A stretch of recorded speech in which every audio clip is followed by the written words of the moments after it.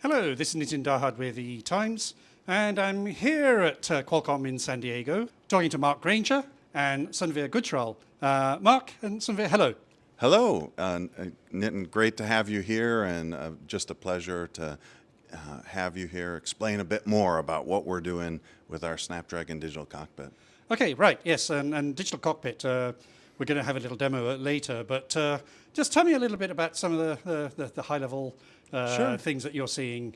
Right, well, so we actually custom built this vehicle with the express intent to show next-gen experiences. And right? you had this at CES in Las Vegas, didn't you? That's right. Yeah. Which I missed, but now I'm seeing it for real. Yeah, and we really did that purposefully to show off what is possible both today and tomorrow, right? Because the world is abuzz about AI and edge AI and whatnot, and so we wanted a platform that we can show this off. But just to give you a little bit, with this we've got one of our latest cockpit processors powering this whole demo, right, with a powerful GPU to drive pillar-to-pillar displays and utilizing a partnership with Unreal Engine with just beautiful photorealistic rendering on the display. And we're going to see that in exactly, a while. Yeah. Exactly. And as well, audio capabilities,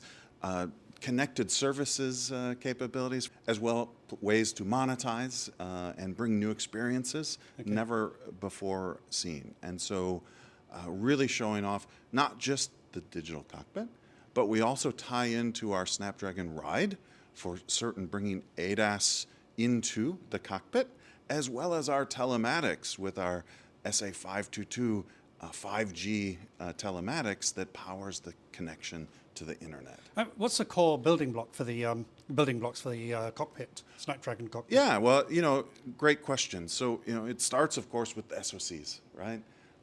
So tightly architected and integrated solution, CPU, GPU, NPU, the neural processing engine, audio engines, all of the interfaces that you need to plug into a vehicle and to communicate with the user, both visually, audially, and with utilizing all of the sensors in the vehicle. Okay, and I mean, one of the statements you sort of said yesterday, and I thought, okay, we need to go deeper into this. You said AI or Gen AI is a new UI, user interface. Yeah.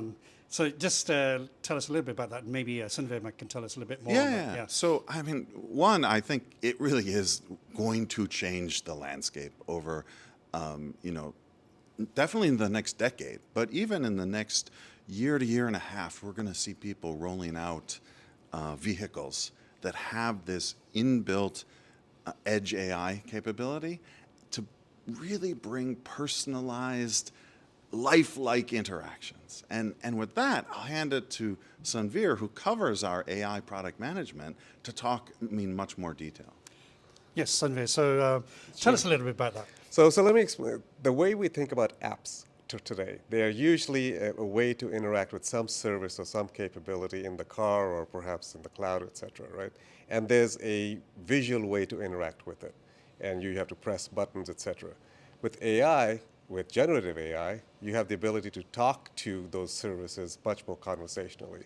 So that's how interacting with any other capability, whether it's making restaurant reservations or adjusting the lights in your car, you can talk to it as opposed to going to a particular app. Is there a demand? Because I mean, I'm of a certain generation where I think, Sure. okay, I want to press the buttons or I want to do something that just makes it easy. Is there a demand for that?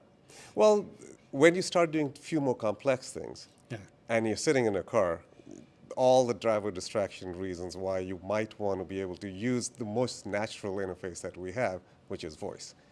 That's the way we talk to other people.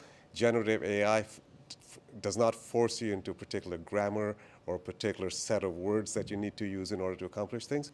You can talk to it very conversationally. Well, I think one of the examples you used yesterday, and you can just raise your mic a bit.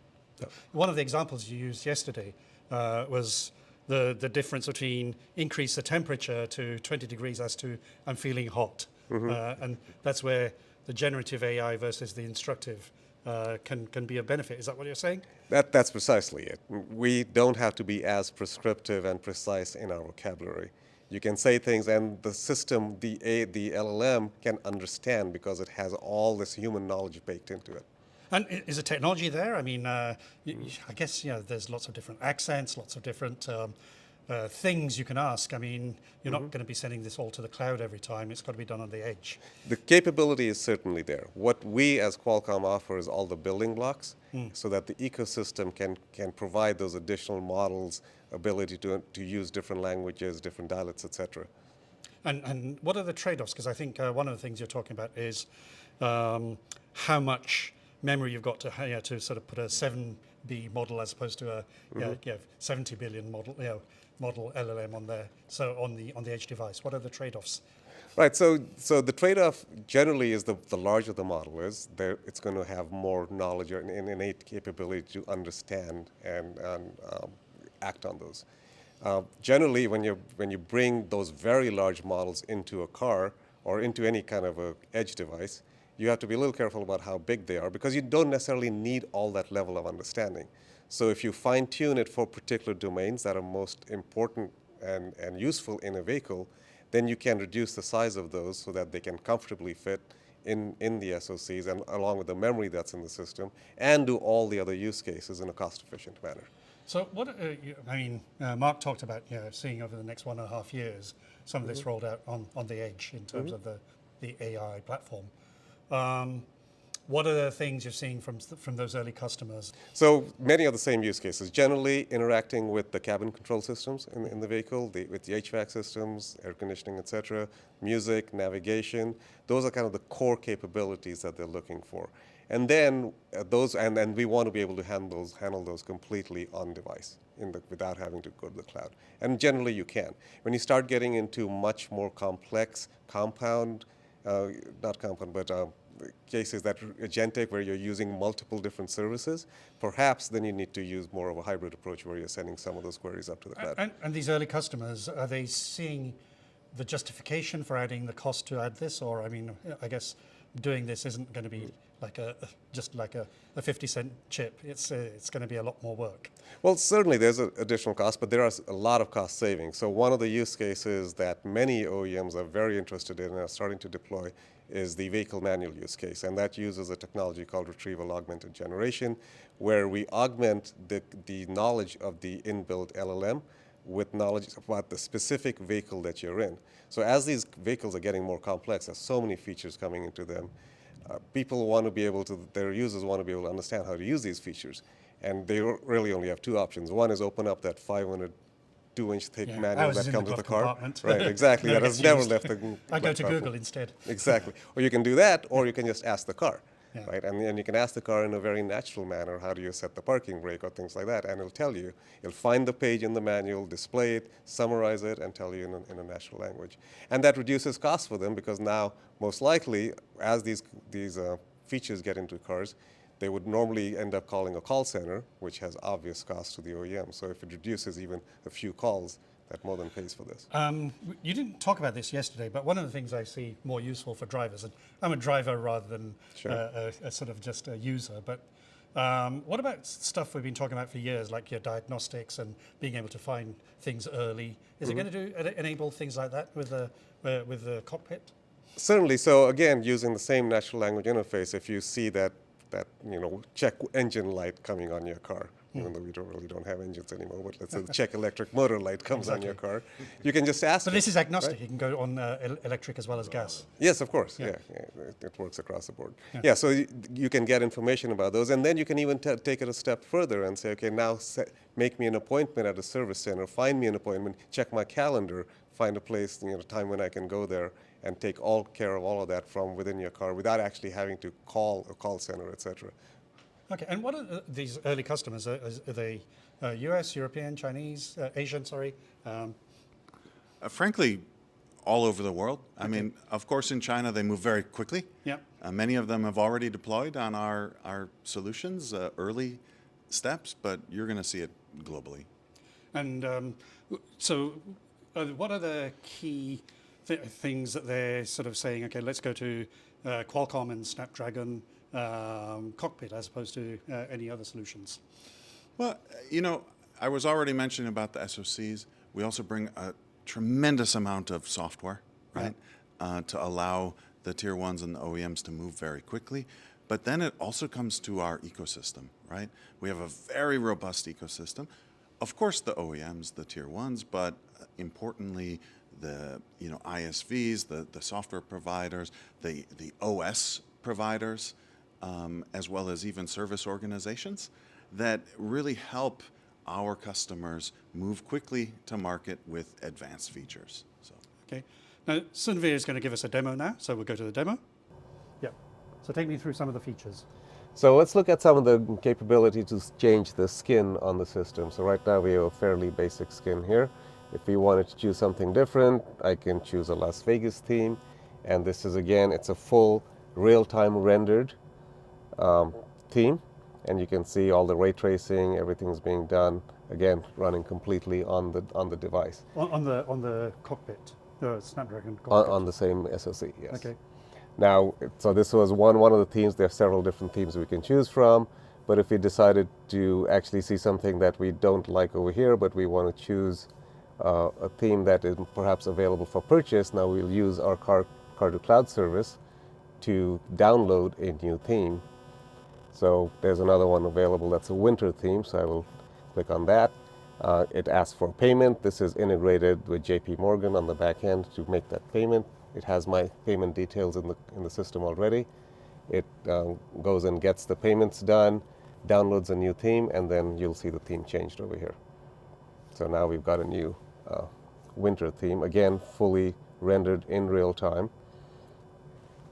And so that's on the experience side. Okay. Now, clearly there are a lot of other things. I mean, those are things which are like nice to have, but there are some essential things in there which are key to providing this user experience.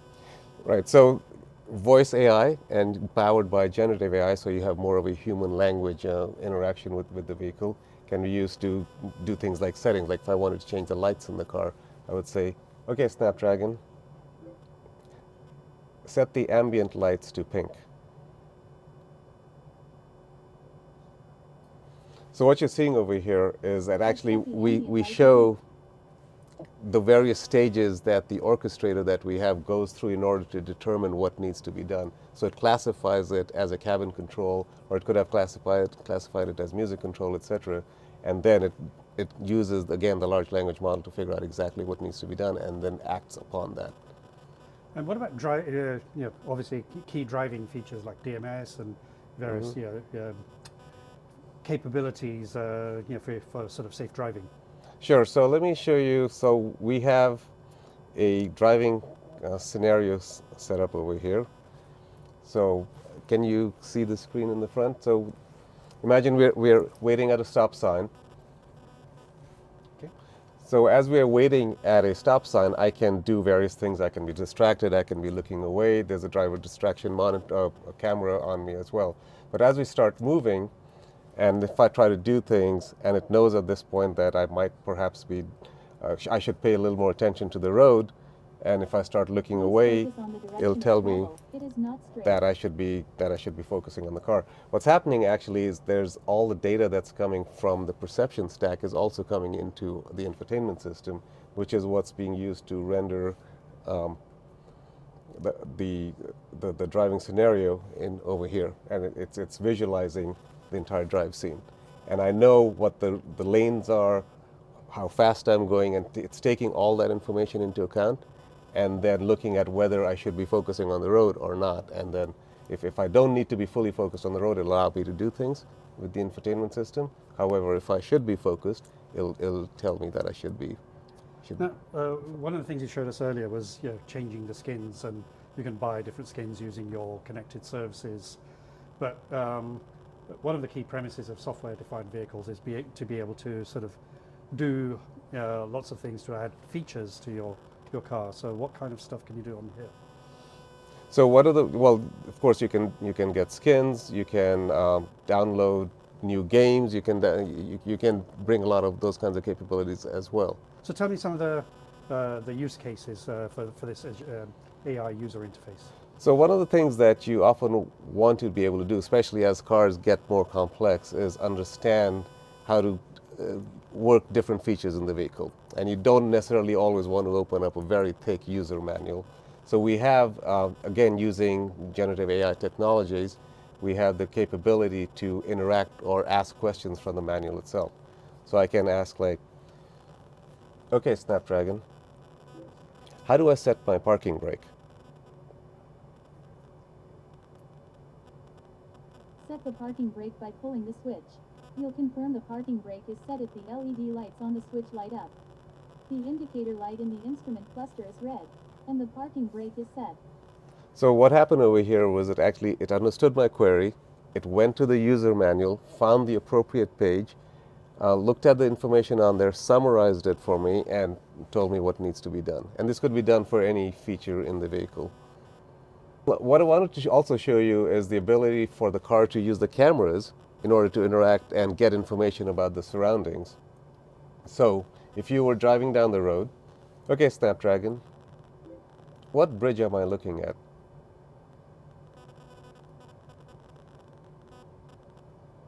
You are looking at the Golden Gate Bridge, which is a famous suspension bridge in San Francisco, California. So what it did over here is it used an image model that's again running on the same SoC. It classified it as a question about something that I was looking at. Then it used the model that's on the system and used the knowledge that's baked into it in order to understand exactly what it was. So again, no calls were made to the cloud. There was no database or anything involved. It's completely done on device itself. Okay, Sunvir, thanks for the demo. Thank you.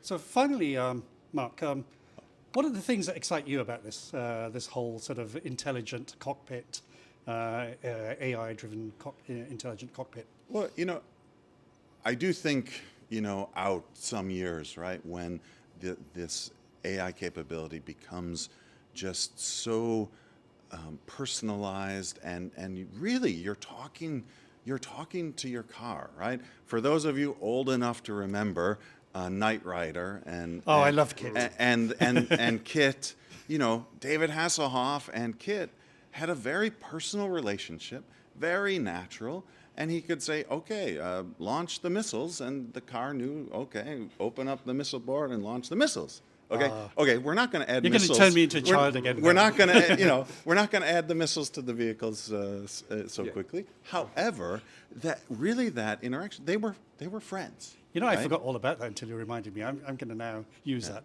And they so, didn't have as good a graphical interface. By the way. There was a lot of LEDs. Yes. Yeah. So So that's kind of where you see things going. I think that's one of the most exciting. What about you, Sunvir? What excites you?